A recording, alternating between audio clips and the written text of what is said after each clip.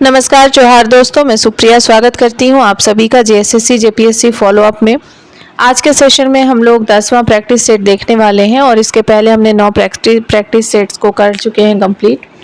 और ये आपके एग्ज़ाम के लिए काफ़ी इंपॉर्टेंट है। इससे आप लोगों का रिवीजन हो जाएगा और सभी तरह के क्वेश्चंस भी आपके माइंड में रहेंगे, क्योंकि अब आपके एग्ज़ाम का डेट आ चुका है। 5 अक्टूबर को आपके एग्ज़ाम का डेट है, तो बिना टाइम बर्बाद किए आप लोग अच्छे से पढ़ाई कर रहे होंगे, मैं उम्मीद करती हूँ। और हम लोग भी चलिए सेशन की शुरुआत करते हैं बिना समय को बर्बाद किए। लेकिन इसके पहले मैं आप लोगों को बता देती हूँ कि टीचमेंट पे हमारा टीचमेंट ऐप जो है उस पर हमारा मॉक टेस्ट चल रहा है और वो लाइव है। तो आप लोगों को हर दिन एक ऐप में टीचमेंट ऐप आप लोग डाउनलोड करेंगे तो हर दिन आप लोगों को एक टेस्ट मिलेगा। तो और उसके साथ आप लोगों को पीडीएफ्स फ्री प्रोवाइड कराए जाएंगे। चलिए आज के सेशन की शुरुआत करते हैं। हमारा पहला सवाल है, भारत के 15वें उपराष्ट्रपति कौन हैं?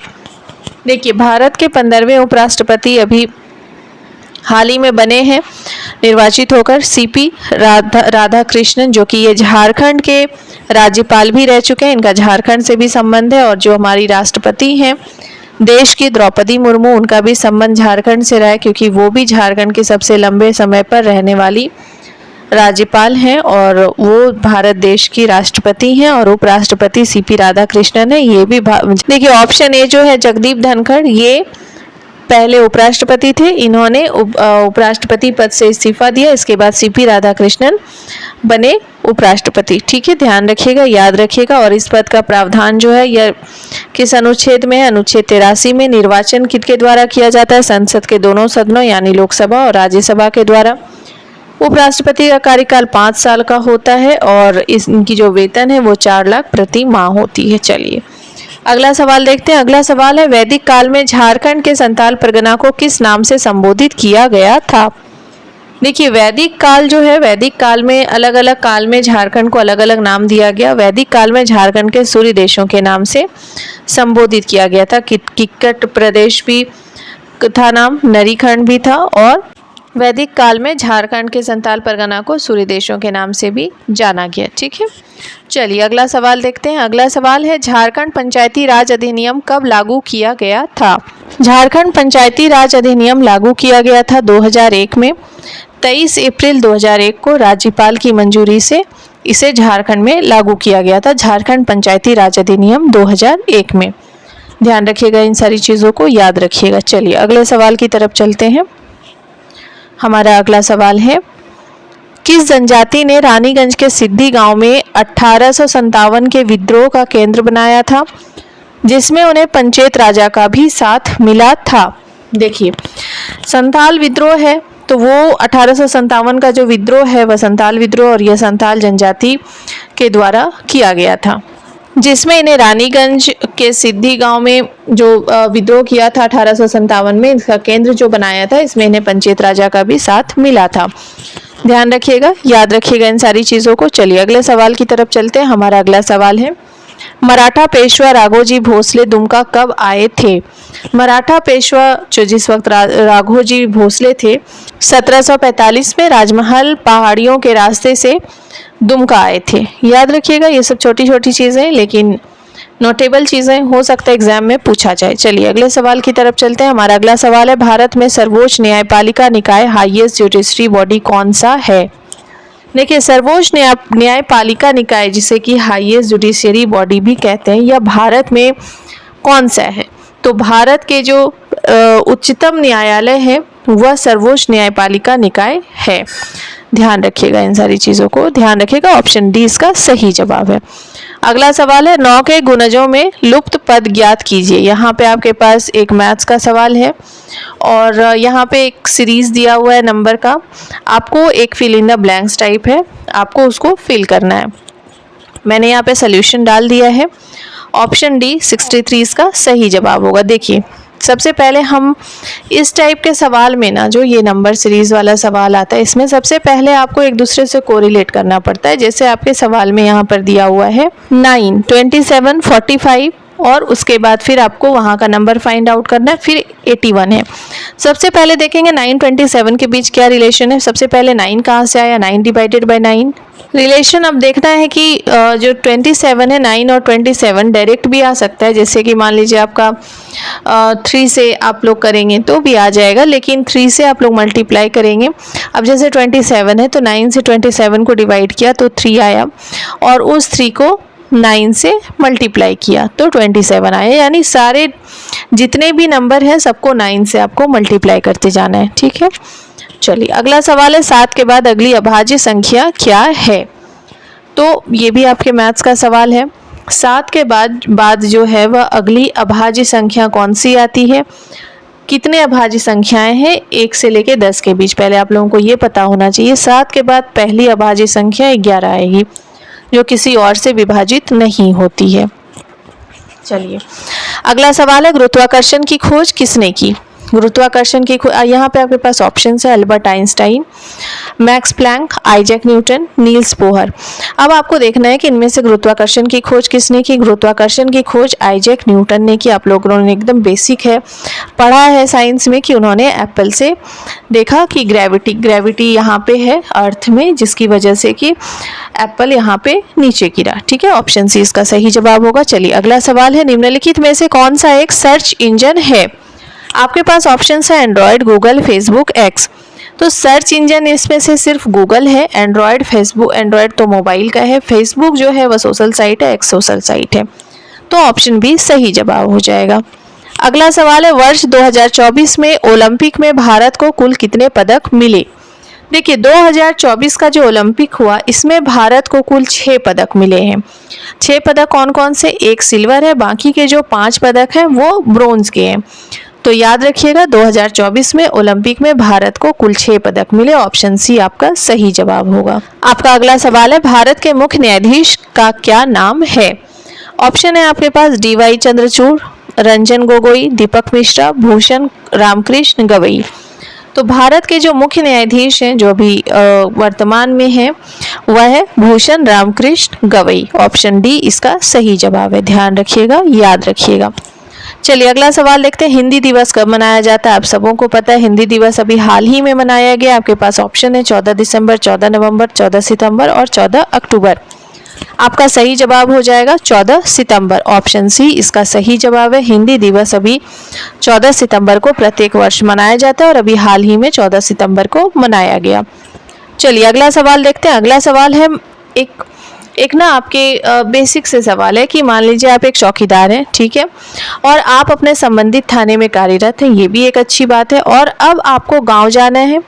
आप अपने थाने से चलना आरंभ करते हैं और उत्तर की दिशा में 2 किलोमीटर चलते हैं, फिर दाएं मुड़ जाते हैं और 2 किलोमीटर चलते हैं फिर से, और फिर आप दाएं मुड़ जाते हैं और चलते रहते हैं। अब आपको यह बताना है कि आप किस दिशा में जा रहे हैं। जब आप अपने थाने से निकलते हैं और तो उसके बाद आप किस दिशा में जा रहे हैं। आपके पास ऑप्शन है दक्षिण, पूर्व, पश्चिम, उत्तर और दक्षिण। तो आप दक्षिण की दिशा में जा रहे होंगे। ऑप्शन डी इसका सही जवाब है। और आप लोग इसका एक वो जरूर डायरेक्शन वाली मैप जरूर बना लीजिए, अपने अपने नोटबुक में प्रैक्टिस कर लीजिए और उसे कमेंट बॉक्स में जरूर डालिएगा। चलिए अगला सवाल है, रोग के बाद अनुपात है सफाई, समानुपात, दुर्घटना। अब देखिए रोग का क्या है, रोग होता है तो सफाई रखना चाहिए रोग से बचने के लिए। ठीक वैसे ही दुर्घटना किस चीज से रिलेटेड है। दुर्घटना क्या गाड़ी से रिलेटेड है, डॉक्टर से, सावधानी से, या मरहम पट्टी से। मरहम पट्टी हुआ उसका इलाज, लेकिन हम यहाँ पे क्या देख रहे हैं, रोग से बचने के लिए हमें सफाई का प्रयोग करना चाहिए। ठीक इसी तरह दुर्घटना से बचने के लिए हमें सावधानी बरतनी चाहिए, ठीक है। ऑप्शन सी इसका सही जवाब है। चलिए अगला सवाल है, सारनाथ स्तूप कहाँ स्थित है। आपके ऑप्शंस है नई दिल्ली, वाराणसी, लखनऊ और प्रयागराज। तो सारनाथ स्तूप वाराणसी में स्थित है। ऑप्शन बी आपका सही जवाब है। चलिए अगले सवाल की तरफ चलते हैं। और वाराणसी कहाँ पर है, उत्तर प्रदेश में, ध्यान रखिएगा। चलिए अगला सवाल देखते हैं, गुब्बारे में निम्न में से कौन सी गैस भरी होती है। देखिए आपके पास ऑप्शंस दिए हुए नियॉन, रेडॉन, हीलियम और ऑर्गन। तो गुब्बारे में कौन सी गैस भरी होती है आपको पता है। ऑप्शन सी इसका सही जवाब है, गुब्बारे में हीलियम गैस भरी होती है। चलिए अगले सवाल की तरफ चलते हैं। आपका अगला सवाल है, एक मैथ्स का सवाल है, ये आपका सिंप्लीफिकेशन है। 28 माइनस एक ब्रैकेट है medium bracket, 19 minus small bracket 10 minus 2। तो इसमें सबसे पहले आपको पता है कि आपको बॉड मास यूज़ करना है। मैंने सोल्यूशन डाल दिया है, आपका 17 इसका सही आंसर होगा। आप लोग देख लीजिए, एक बार बना लीजिए, प्रैक्टिस कर लीजिए, ठीक है। चलिए अगला सवाल देखते हैं। अगला सवाल है मैथ्स का ही है, ये टाइम एंड डिस्टेंस का सवाल है। एक कार 3 घंटे में 165 किलोमीटर चलती है, तो वह कार 440 किलोमीटर की दूरी कितने समय में तय करेगी। देखिए यहाँ पे मैंने आपको सोल्यूशन भी डाल दिया, लेकिन आप लोग इसको अपनी नोटबुक में बना के ज़रूर प्रैक्टिस कीजिए। आंसर आएगा 8 घंटा। चलिए मैं आपको एक्सप्लेन भी कर देती हूँ। देखिए 165 किलोमीटर तय करने में कितना समय लगा, 3 घंटा एक कार को। तो 1 किलोमीटर सफ़र तय करने में कितना समय लगेगा, उसको 165 से डिवाइड कर देंगे, 3/165। ठीक उसी तरह 440 किलोमीटर दूरी तय करने में कितना समय लगेगा, सेम सोल्यूशन रहे, सेम आपका इक्वेशन रहेगा, 3 डिवाइडेड बाय 165 इंटू 440, तो हो जाएगा 8 घंटा। ऐसे आप लोग इसको शॉर्ट में बना सकते हैं, एग्जाम में टाइम वेस्ट नहीं करने के लिए होगा, क्योंकि आपके पास उतना वक्त होगा नहीं। आप लोग इसे अपने नोटबुक में ज़रूर प्रैक्टिस कर लीजिएगा, इस टाइप के सवाल पूछे जा सकते हैं। चलिए अगला सवाल देखते हैं। आपका अगला सवाल है, माउंट एवरेस्ट पर चढ़ने वाली झारखंड की पहली महिला कौन है। देखिए इसमें झारखंड की पहली महिला पूछा है, तो इसमें आपके पास ऑप्शन है विछेंद्री पाल, प्रेमलता अग्रवाल, अरुणा मित्रा और दीपिका कुमारी। तो आपको इसमें से बताना है कि इनमें से किनका संबंध झारखंड से, जो माउंट एवरेस्ट पर चढ़ने वाली पहली झारखंड की महिला है। प्रेमलता अग्रवाल, ऑप्शन बी आपका सही जवाब है। चलिए अगला सवाल है, एक मैथ्स का सवाल है। यदि एक छात्रावास में यानी हॉस्टल में एक बच्चों के लिए प्रति 8 बच्चों के लिए चावल की खपत 4 किलोग्राम है, तो 30 बच्चों के लिए चावल की खपत कितनी होगी। एकदम सिंपल सा सवाल है, आप लोग इसको तो बिना पेन यूज़ किए भी बना सकते हैं। इसका आंसर होगा 15 किलोग्राम, ठीक है। चलिए अगला सवाल देखते हैं। सरिता टाटिनी आपगा निम्न में से किसका पर्यायवाची शब्द है। देखिए सरिता टाटिनी आपगा ये पर्यायवाची शब्द है नदी का। आप लोग क्योंकि हिंदी से आप लोगों को सवाल पूछा जाएगा, तो थोड़ा पर्यायवाची शब्द एक बार देख लीजिएगा। चलिए अगला सवाल देखते हैं। अगला सवाल आपका मैथ्स का है।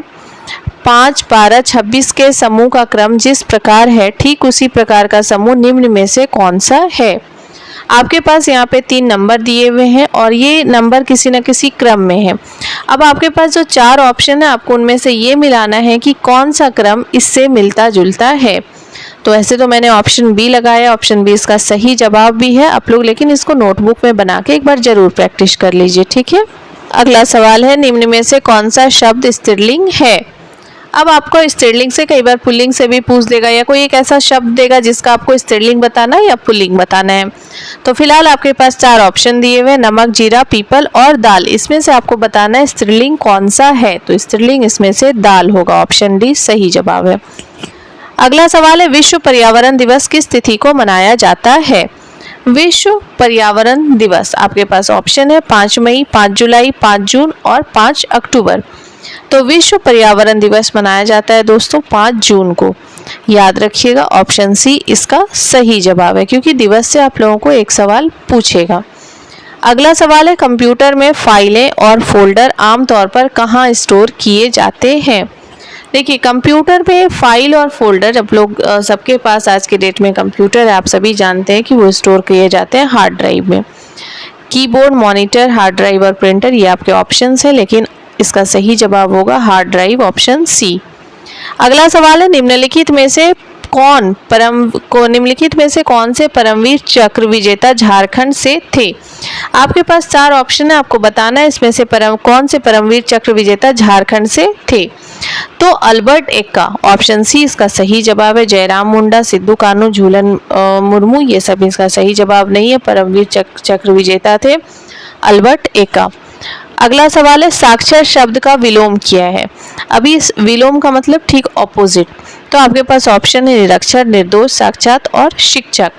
साक्षर शब्द का विलोम यानी ठीक ऑपोजिट वर्ड होगा निरक्षर, यानी साक्षर मतलब पढ़ा लिखा, निरक्षर मीन्स मूर्ख। अगला सवाल है, गौतम बुद्ध को ज्ञान की प्राप्ति किस स्थान पर हुई थी। देखिए गौतम बुद्ध को ज्ञान की प्राप्ति कहाँ पर, यहाँ पे जितने भी ऑप्शन है ना सब एक दूसरे से मिलते जुलते हैं, तो आप लोग कंफ्यूज मत होइएगा। गौतम बुद्ध को ज्ञान की प्राप्ति बोधगया में हुई थी। ऑप्शन ए इसका सही जवाब है। सारनाथ, कुशीनारा, कौशाम्बी, ये सब जगहों पे इन्हें ज्ञान की प्राप्ति बोधगया में हुआ था।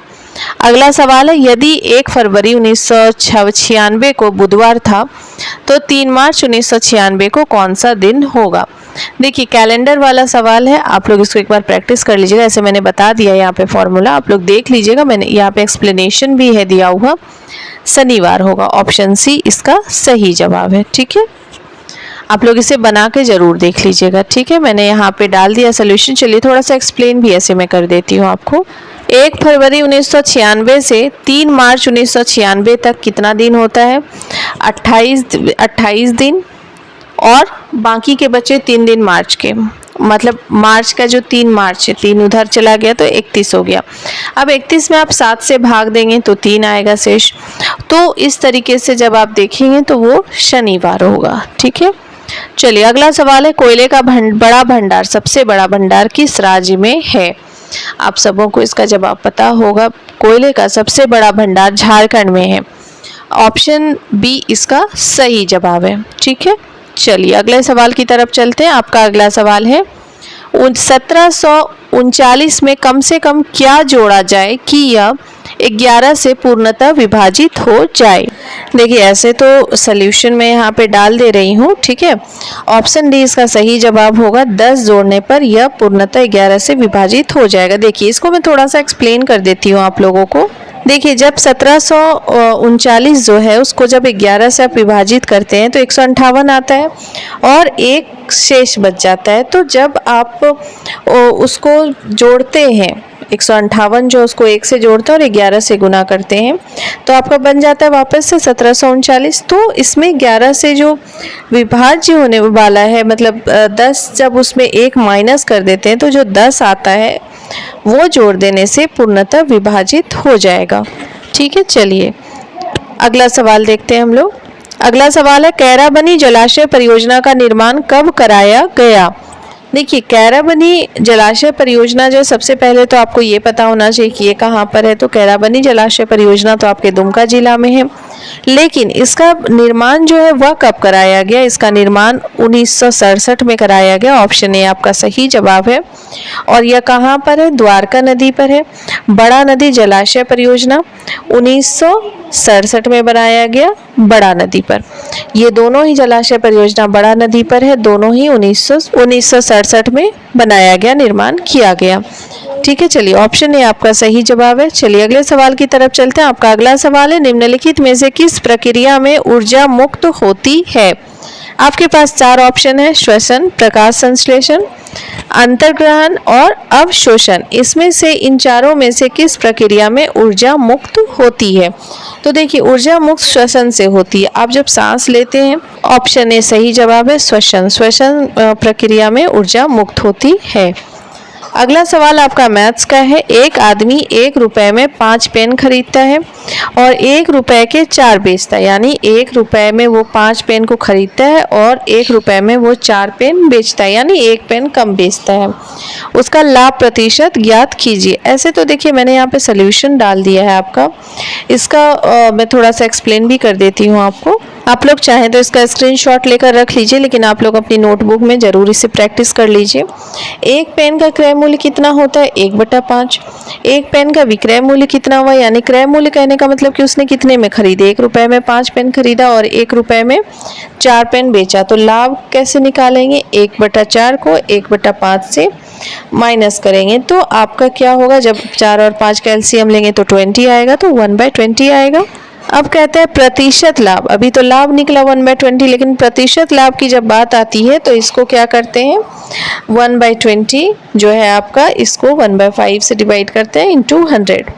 तो ये कितना हो जाता है? 5/20 इंटू 100, यानी 5 इंटू 5 25% हो जाता है। तो आपका ऑप्शन है सही जवाब है। आप लोग अपनी नोटबुक में प्रैक्टिस कर लीजिए, ऐसे इसको शॉर्ट में भी बना सकते हैं। ये मैंने आपको समझाने के लिए थोड़ा बड़ा सा बनाया है। ठीक है, चलिए अगला सवाल देखते हैं। अगला सवाल है, झारखंड में जवाहर नेहरू जैविक उद्यान कहाँ है? देखिए जवाहर नेहरू जैविक उद्यान कहाँ पे, आपके पास ऑप्शन है धनबाद, जमशेदपुर, रांची, बोकारो स्टील सिटी। तो बोकारो स्टील सिटी में बोकारो स्टील सिटी में जवाहर नेहरू जैविक उद्यान है। ऑप्शन डी आपका सही जवाब है। अगला सवाल है मौर्य काल के दौरान शिक्षा का सबसे प्रसिद्ध केंद्र निम्नलिखित में से कौन सा था। देखिए मौर्य काल के दौरान शिक्षा का सबसे प्रसिद्ध केंद्र तक्षशिला था। आपके पास ऑप्शंस और भी हैं, उज्जैन, वल्लभी, नालंदा। ये सभी देखने में सिमिलर लग रहे हैं, लेकिन ऑप्शन डी यानी तक्षशिला इसका सही जवाब है। अगला सवाल है झारखंड का प्राचीनतम एवं सर्वाधिक लोकप्रिय वाद्य कौन सा है। झारखंड का सबसे प्राचीन और सर्वाधिक लोकप्रिय, सबसे अधिक लोकप्रिय वाद्य मांदर। ऑप्शन ए आपका सही जवाब है। वैसे ढोल, धमसा, बांसुरी ये सभी भी हैं यहाँ के प्राचीनतम वाद्य, लेकिन मांदर सबसे प्राचीनतम और सर्वाधिक लोकप्रिय है। ऑप्शन ए आपका सही जवाब है। अगला सवाल है 2011 की जनगणना के अनुसार दुमका जिला का दशकीय जनसंख्या वृद्धि दर कितना है।